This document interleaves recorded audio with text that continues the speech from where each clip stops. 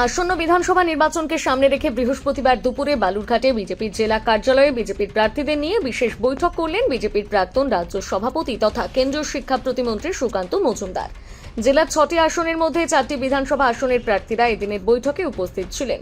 গঙ্গারামপুর ও কুমারগঞ্জের BJP প্রার্থী বাইরে থাকার কারণে তারা বৈঠকে যোগ দিতে পারেননি। সুকান্ত মজুমদার ছাড়াও এদিনের এই বৈঠকে উপস্থিত ছিলেন বিজেপির জেলা সভাপতি স্বরূপ চৌধুরী সহ অন্যান্য জেলা নেতৃত্বরা।